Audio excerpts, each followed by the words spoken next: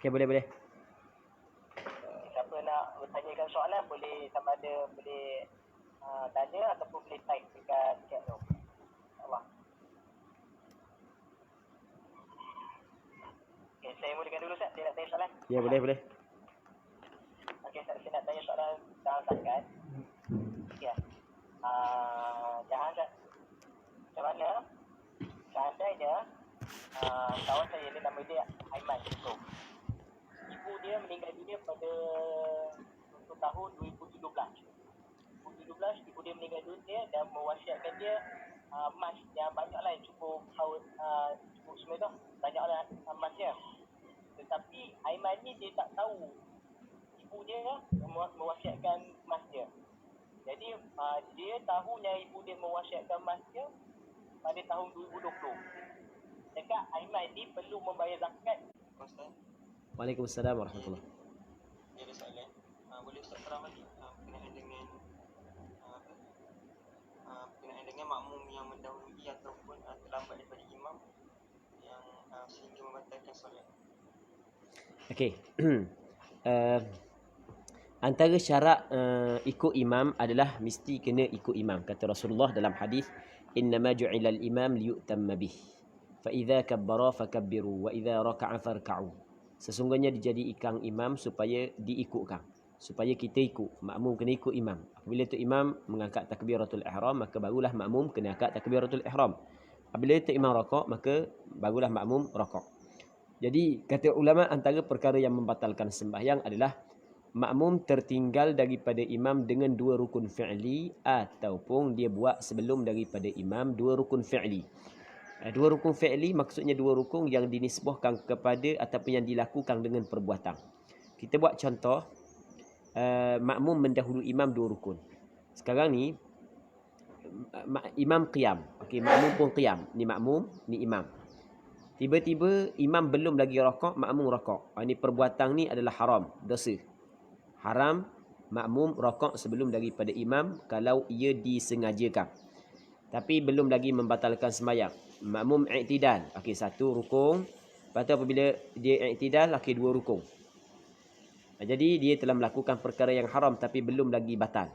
Apabila dia meninggal rukun yang kedua, dia turun kepada sujud, maka batallah sembahyang makmum. Haram serta batal.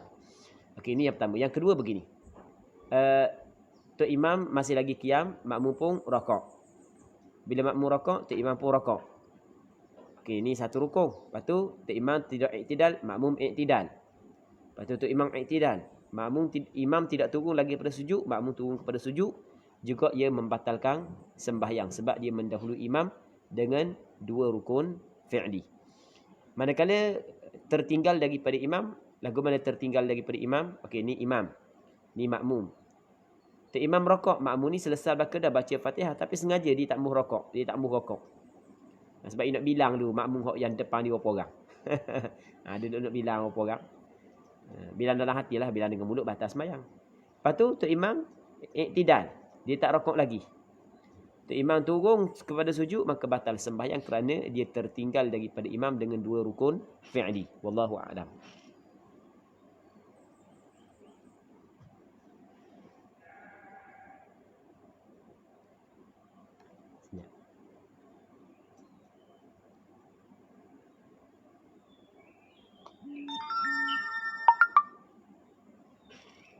Okey, ada soalan lain? Soalan seterusnya. Ada 3 soalan dari seorang. Soalan yang pertama, Ustaz, bilakah waktu mula dan berakhirnya solat waktu duha? Okey, bilakah mula dan berakhirnya solat waktu duha atau solat duha? Permulaan solat duha apabila matahari naik segala. Dalam kitab dikata lagu tu, irtifa' asy-syams qadra rumhin. Apabila naik matahari segala, maka masuk waktu solat duha.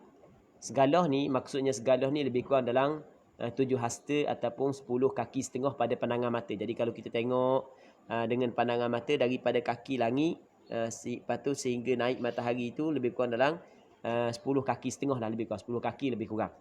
Maka bermula dah waktu duha. Manakala penghujung waktu duha ialah apabila gelincir matahari. Maksudnya masuk waktu zuhur, barulah habis waktu duha. Sekarang ni masih lagi ada berbaki waktu duha sebab kita belum lagi zuhur. Jadi pendek kata, waktu duha adalah apabila matahari naik segala sehinggalah gelincir matahari, itu adalah waktu duha. Wallahu a'lam.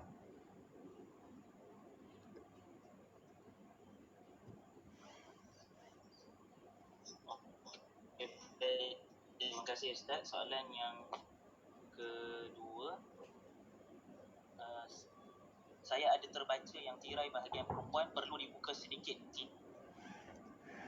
jika solat berjemaah. Adakah wajib berpahala solat berjemaah? Tirai perempuan perlu dibuka sedikit kalau sekiranya solat berjemaah. Dia sekarang ni solat berjemaah, dia ada kala dilakukan di dalam masjid, ada kala dilakukan di luar masjid. Kalau dilakukan di dalam masjid, imam di dalam masjid, jemaah perempuan juga berada dalam masjid, maka tidak disyaratkan buka tirai tersebut. Kerana yang penting si makmum mengetahui pergerakan imam. Mesti si makmum mengetahui pergerakan imam. Ia mengetahui pergerakan imam. Mengetahui pergerakan imam adalah dengan melihat ataupun dengan mendengar suara. Selama mana makmum perempuan yang berada di sebalik tabir itu mengetahui pergerakan imam dengan mendengar suara, maka tidak wajib dia membuka tabir. Tapi kalau dia tidak tahu pergerakan imam, melainkan dengan cara membuka tabir, maka wajib dia kena buka tabir. Sebab macam mana dia nak ikut imam kalau sekiranya dia tidak tahu pergerakan imam?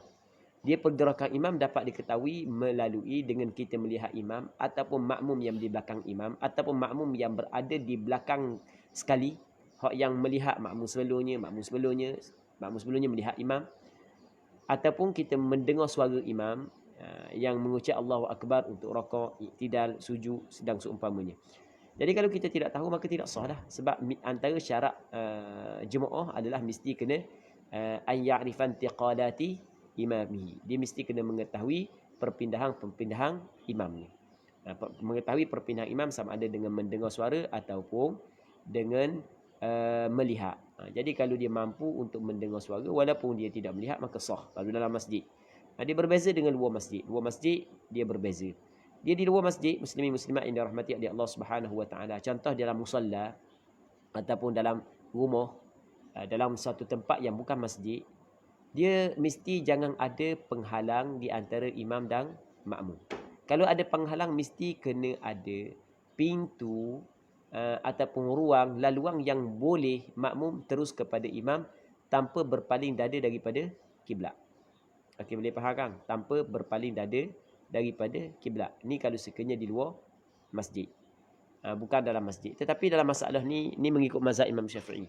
Tapi kalau kita tengok daripada sudut pengamalan di tempat kita, walaupun mazhab Syafi'i, tapi kalau kita kata dua masjid mesti kena ada pintu belakang depan. Jadi dalam musim Covid ni orang yang sembahyang di kaki lima masjid. Jadi sedangkan kaki lima masjid kalau di Terengganu dia bukan masjid, yang masjid kawasan yang orang sembahyang. Lepas tu pintu tidak ada bahagian hadapan sebab pintu duduk belakang. Jadi bermakna tidak sah sembahyang mengikut mazhab Imam Syafi'i. Jadi tidak perlulah kita kerah dalam masalah ni. Masih lagi di sana ada pandangan sebahagian daripada ulama mengatakan sah. Antaranya adalah pandangan dalam mazhab Maliki. Wallahu a'lam.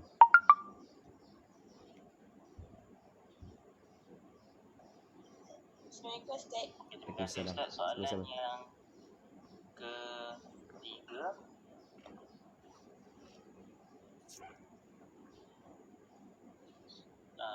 sekejap ya. Soalan yang ketiga, bolehkah kita berhenti solat sebab mak panggil? Okey, soalannya boleh tak kita boleh tak kita berhenti solat sebab mak panggil? Okey, menyahut panggilan ibu, kalau dalam hal-hal menyahut panggilan ibu adalah wajib. Berhenti solat kadang-kadang hukum dia adalah haram, kadang-kadang hukum dia adalah tidak haram.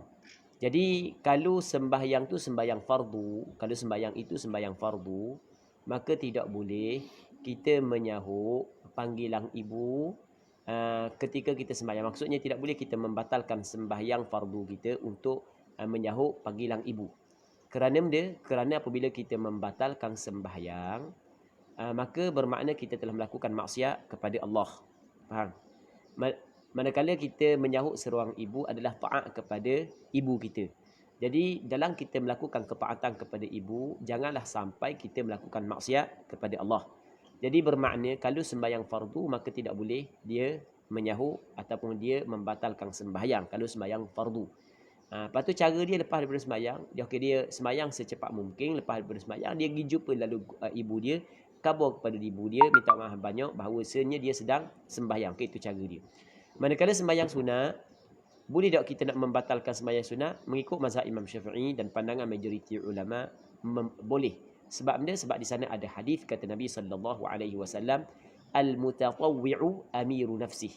Orang yang melakukan ibadat sunat, puasa sunat, maka dia adalah ketua kepada diri dia. Kalau dia berkehendak, dia boleh meneruskan. Kalau dia berkehendak, boleh dia tidak meneruskan. Jadi walaupun ni dalam bab puasa, tapi dalam bab sembahyang hukum dia sama. Jadi ketika kita sembahyang sunat, boleh kita berhenti. Walaupun hukum berhenti tanpa ada sebarang uzur, hukum dia adalah makruh. Tetapi tidaklah haram. Menyahut panggilan ibu, hukum dia adalah wajib.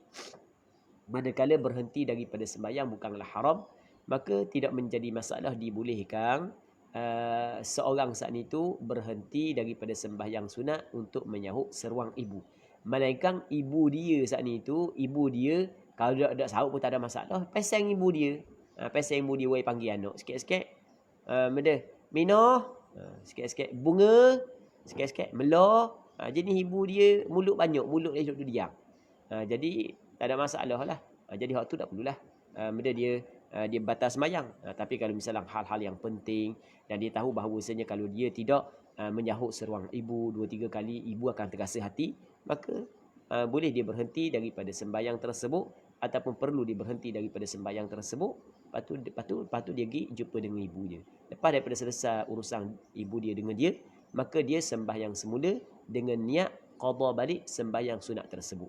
Sebab dalam mazhab Imam Syafi'i, seorang yang membatalkan sembahyang sunat, maka disunatkan dia qada balik sembahyang sunat tersebut. Manakala dalam mazhab Hanafi, orang yang membatalkan sembahyang sunat, maka wajib dia kena qada balik. Wallahu a'lam.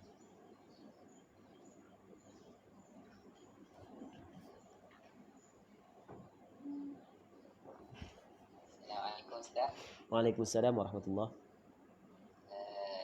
Jadi saya minta maaf banyak langkau soalan orang lain. Ya, ya. Soalan saya berkenaan dengan solat. Solat antara rukunnya ialah membaca Al-Fatihah. Maka adakah terdapat syarat-syarat tertentu berkenaan mualat dalam membaca ayat Al-Fatihah? Contohnya sekiranya kita ni memutuskan antara siratal ladzina an'amta alaihim bukan atas alasan kita nak wakaf. Contohnya kita senyap kejap, tapi kita senyap rada lama sikit baru kita sambung ghairil maghdubi alaihim. Dan seterusnya contoh yang lain, sekiranya kita menjadi makmum pada hari Jumaat, imam baca surah As-Sajdah. Lalu adakah kita yang makmum ini kita berhenti untuk meraihkan imam sujud tilawah? Maka adakah Fatihah kita kena ulang semula ataupun kita boleh sambung saja? Wallahu a'lam. Okey, soalan jelas. Anda tidak perlu ulang balik soalan. Jadi membaca Fatihah adalah rukun sembahyang. Dalam membaca Fatihah dipanggil ada syarat-syarat yang perlu kita kena penuhi. Antara syarat Fatihah adalah mesti kita kena mualat di antara ayat-ayatnya. Mualat dengan maksud jangan ada perpisahan dan perceraian, dan jangan diselangi dengan zikir-zikir ajnabi di tengah-tengah ayat Fatihah. Mesti kena mualat. Tidak boleh diputuskan ayat-ayat Fatihah dengan diam yang lama ataupun diam yang sekejap dengan qasak untuk memutuskan bacaan ataupun diselangi dengan zikir-zikir ajnabi. Baik. Untuk lebih mudah ana buat ataupun ana jawab mengikut apa yang disebut oleh saudara penanya. Katakanlah seorang saat itu baca siratal ladzina an'amta alaihim, dia berhenti situ bukan qasad untuk wakaf, tapi sebenarnya apabila dia berhenti itu dia wakaflah situ, siratal ladzina an'amta alaihim. Dia apabila dia berhenti situ, lepas tu dia baca balik ghairil maghdubi alaihim. Di antara dia berhenti dan baca balik, kalau diam itu lama, Diam itu lama. Pada uruf orang kata lama. Oh lama tu macam agak tak mau baca dah. Kalau pada uruf kata lama, maka dia kirakan putus mualak. Apabila putus mualak, bacaan tersebut tidak jadi, dia kena baca mula start daripada bismillah. Kalau diam itu sekejap. Ghairil maghdubi alaihim, sekejap. Tapi dengan qasa untuk memutuskan bacaan. Maka ia juga memutuskan mualak. Lagu mana? Kita buat contoh gini. Kita sembahyang maghrib bersama dengan imam. Kita makmum. Yang biasanya kita baca Fatihah selepas daripada imam membaca Fatihah. Imam sampai ke amin, baru kita baca Fatihah. Tiba-tiba tu imam baca doa iftitah lama. Tu imam lama banyak doa tu imam baca. Gana tahu balah dengan siapa tahu. Banyak orang dia baca doa iftitah. Jadi apabila makmum dengar lama tu imam baca doa iftitah, dia terlupa bahawasanya sembahyang dia adalah sembahyang maghrib. Dia pun buat macam ke sembahyang zuhur, dia pun terus baca Fatihah. Faham kan? Baca ihdinas siratal mustaqim siratal ladina an'amta alaihim. Lepas tu baru bunyi tu imam bismillahirrahmanirrahim. Tu imam nak baca lagi, baru ingat tu imam nak baca lagi Fatihah.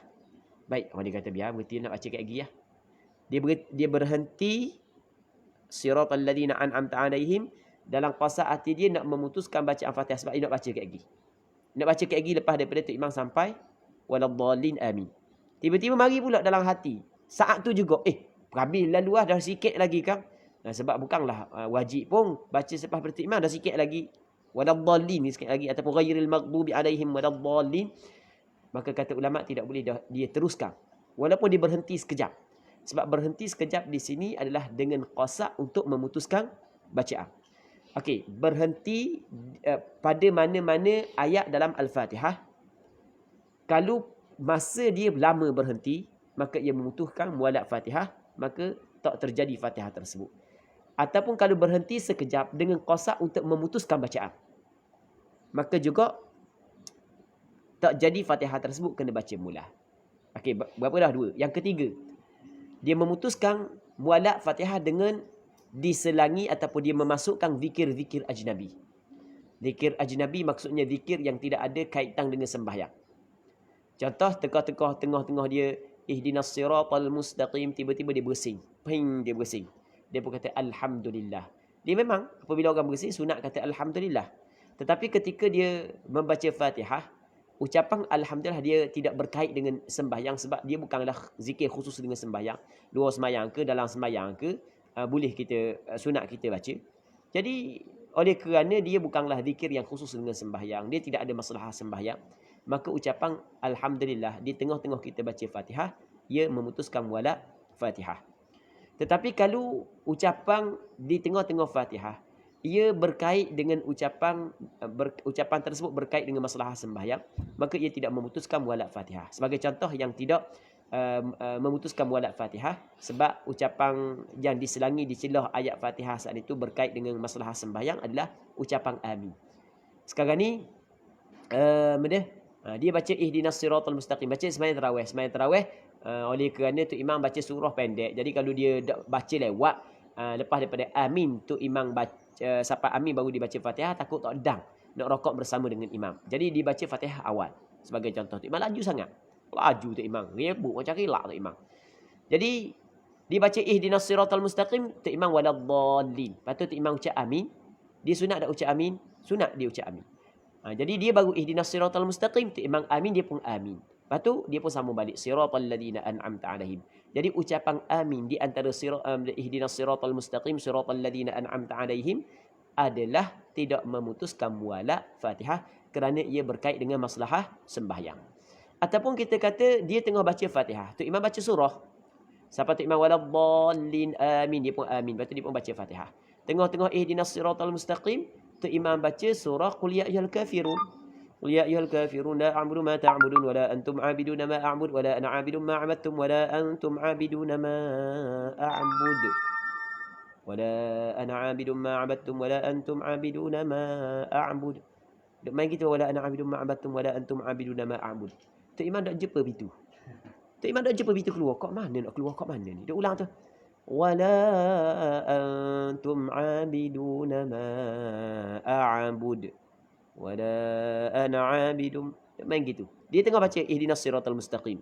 Dia pun khabar lakum dinukum waliyadin. Lepas tu siratal ladzina an'amta 'alaihim.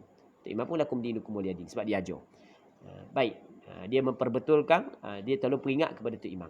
Maka hak tu tidak memutuskan mualat Fatihah kerana ia ada berkait dengan maslahah sembahyang. Sama juga ketika mana seorang tu sembahyang subuh pada sembahyang subuh Jumaat, Tok Imam baca surah As-Sajdah. Dia siapa mas sebut lewat. Siapa ke kharru sujjadan wa sabbahu bihamdi rabbihim wa hum la yastakbirun. Dia baru ihdinas siratal mustaqim. Lepas tu Imam Allahu Akbar, maka wajib dia kena sujud bersama dengan imam. Wajib dia sujud bersama dengan imam. Wajib dia sujud bersama dengan imam. Tiba-tiba dia aku dah habis lagi Fatihah, biar sujud dia pun sujud. Lepas daripada dia sujud bersama dengan imam, lama pula tu imam sujud. Banyak tu imam baca, ya Allah, lepas daripada ni minta lah siapa belanja nasi lemak kat aku, ya Allah. Ada apa minta kan? Wa idza sa'alta fas'alillah kan? Mungkin kalau minta dengan Allah Subhanahu Wa Taala. Ya Allah, roti canai 3 keping ya Allah. Boleh ke tak? Boleh apa tak boleh? Dituntut kan? Kata Allah Taala, ya ibadi, kullukum ja'i'un illa man at'amtuhu. Dah ingat dah? Ya ibadi, wahai hamba-hambaku, kullukum ja'i'un. Sekalian kamu adalah lapar. Illa man at'amtuhu, mereka yang aku bagi makan. Fastat'imuni, minta makanan kepada aku. Kita doa minta nasi lemak, minta roti canai tu, kita minta makanan daripada Allah. Fastat'imuni, minta makanan daripada aku. Ut'imkum, aku akan bagi makanan kepada kamu. Ya Allah, lapar sangat. Take off ni, ya Allah, biarlah ada orang belanja, ya Allah. Piti nak bawa, nak ingat nak bawa ni. Dan balik kau payah pula nak mari, bini lepas mari. Kata Tok Imam dalam sujud tu. Tapi bukan memuduk dengan hati. Baik lama Tok Imam sujud. 5 minit Tok Imam sujud tilawah. Lepas tu Allahu Akbar, dia pun Allahu Akbar. Dia boleh tak sambung? Boleh. Walaupun lama. Sebab dia boleh kerana ada maslahah sembahyang. Okey. Wallahu a'lam.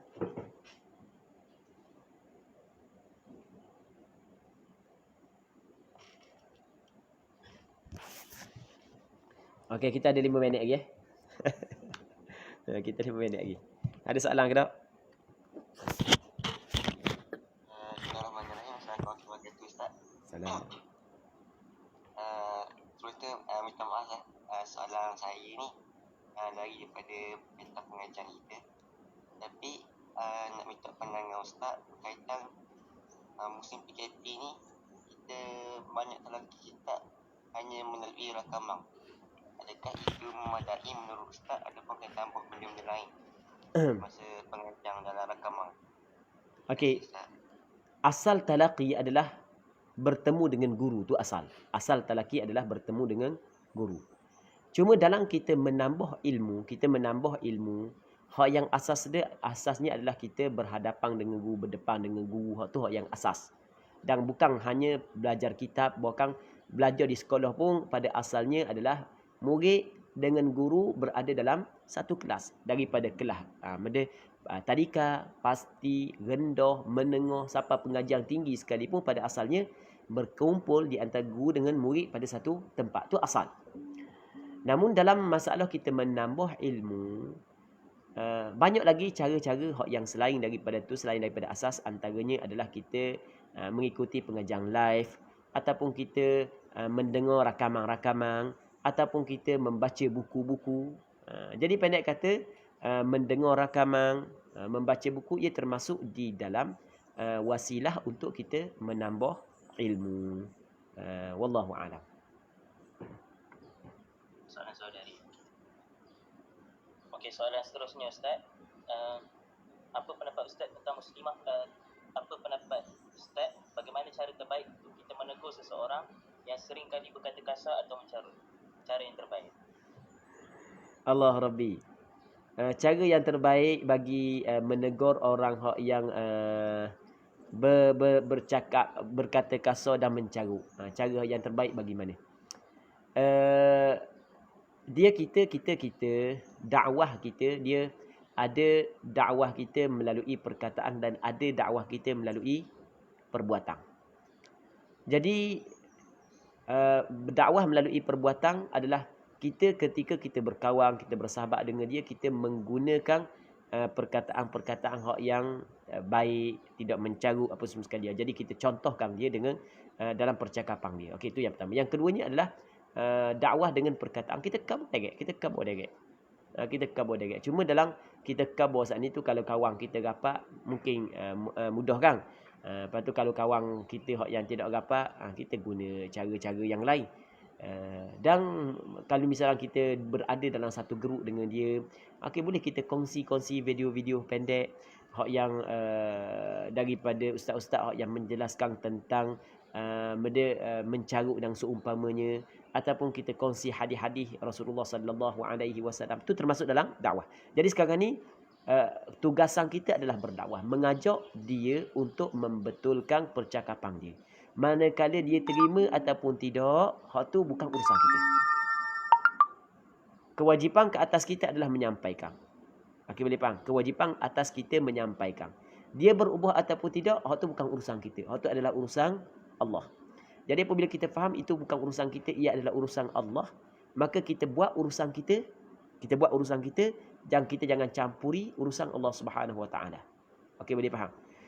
Tapi dalam masa yang sama, kita mahu kepada Allah Subhanahu Wa Taala. Maksud dia jangan campuri urusan Allah.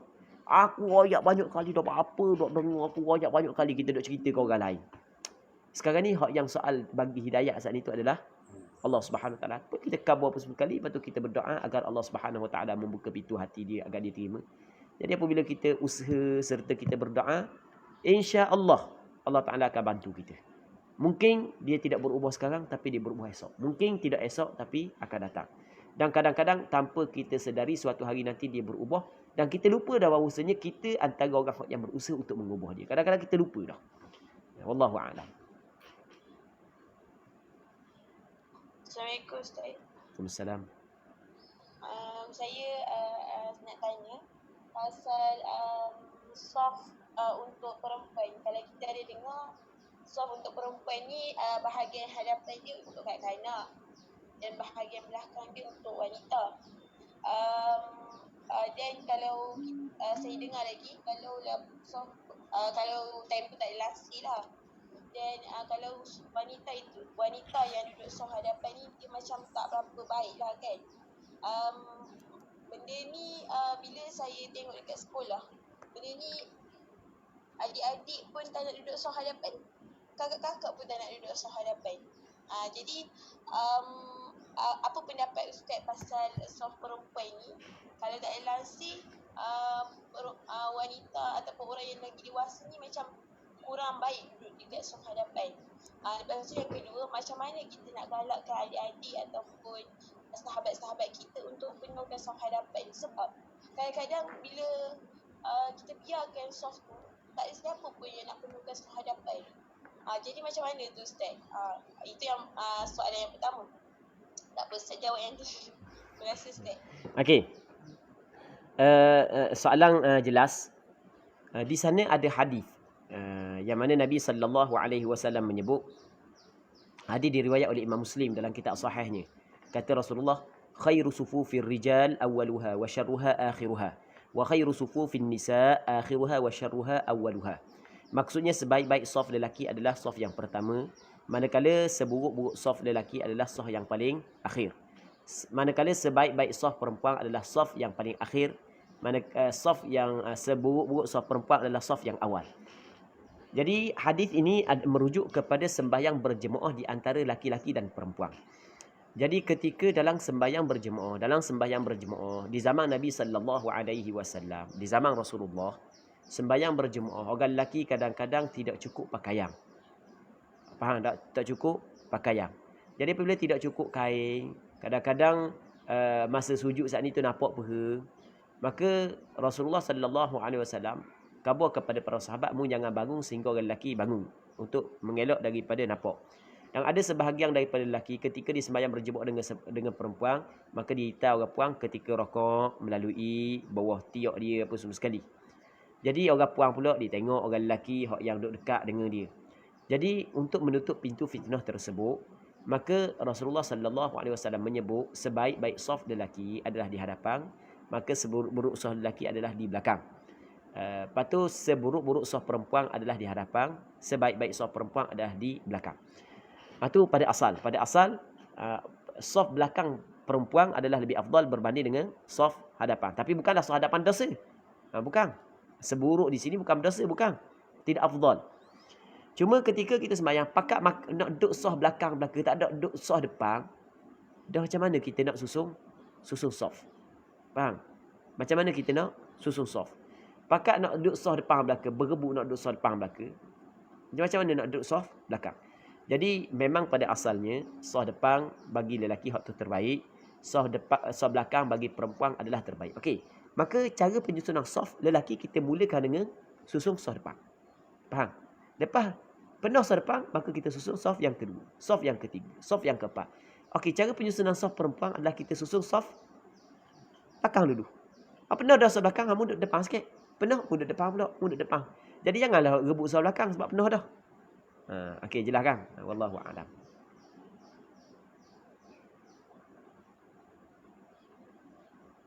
Terima kasih Ustaz. Sama-sama. Soalan yang kedua, waktu ni solat tarawih, waktu kita orang solat tarawih tu, dalam surau kita orang tu tak muat tau.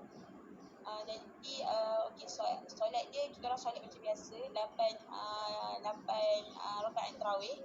Lepas tu yang imam tu, yang mengimamkan tu adalah imam yang nak solat 8 rakaat tarawih. And then kita orang terus buat kunut. Lepas kunut tu, waktu yang buat kunut tu, orang yang nak buat tarawih 20, dia orang sambung kunut tu tapi niat untuk solat sunat tarawih je lah. Ustaz, boleh ke? Cuba faham lah. Ana cuba faham. Saya ulang sekali. Macam mana? Tak apa. Ana cuba ulang sekali lagi sebab tak faham saat ni. Waktu solat tarawih tu, ini solat perempuan lah, ini solat perempuan je lah. Jadi sama-sama perempuan ni, sama-sama perempuan lah. Sama-sama perempuan. Okey. Waktu kita orang solat tu, imam tu dia mengimamkan 8 rakaat tarawih dengan kunut. Jadi waktu dia imamkan tu, dengan witir minta maaf Ustaz. 8 rakaat tarawih dengan witir. Lepas tu jadi orang yang nak solat 20 rakaat witir tu, 20 rakaat witir pula. 20 rakaat untuk tarawih tu, waktu imam buat witir tu dia niat untuk tarawih. And then lepas tu dia sambung terus untuk penuhkan tarawih dia 20 rakaat. Jadi macam mana? Boleh ke tak macam tu? Okey, faham dah. Jadi soalan begini. Jadi sekarang ni ada satu jemaah buat jemaah perempuan dia buat solat tarawih. Cuma ada dua kumpulan. Dia buat sekaligus. Ada kumpulan hak nak buat 8 je, 8 rakaat tarawih, 3 rakaat witir. Lepas tu ada kumpulan yang kedua nak buat 20 rakaat tarawih, lepas tu 3 rakaat witir. Jadi hak yang masalahnya imam yang menjadi imam hanya buat 8 rakaat. Lepas tu 3 rakaat witir. Jadi hak yang nak buat 20 rakaat masa imam sembahyang witir dia niat tarawih. Jadi tu imam sembahyang witir. Makmum sembahyang tarawih. Okey, boleh tak ikut imam sembahyang witir, makmum sembahyang tarawih? Boleh, tak ada masalah. Dalam mazhab Imam Syafi'i, makmum sembahyang fardu, imam sembahyang sunat boleh ikut. Imam sembahyang fardu, makmum sembahyang sunat boleh ikut. Apatah lagi sembahyang sunat sama dengan sembahyang sunat. Dan ketika tu imam baca kunut, okey, tak ada masalah lah. Makmum ikutlah baca kunut kerana ikut imam. Bukan kunut disunatkan kepada makmum, tapi kerana ikut imam. Faham? Lepas daripada imam bagi salam, makmum tambah 1 rakaat. Kerana makmum bukan sembahyang witir. Makmum sembahyang tarawih. Okey, jelas kan? Jadi bermakna imam 11 rakaat. 11 rakaat lah kan. 8 campur 3 11 rakaat. Makmum tambah 1 rakaat lagi jadi makmum 12 rakaat. Tinggal lagi makmum kena tambah 12 rakaat jadi 11 rakaat lagi lah. Sebab semua sekali 23 kan. 20 campur dengan 3 jadi 23. Wallahu a'lam. Jelas tak? Jelas tak jawapan?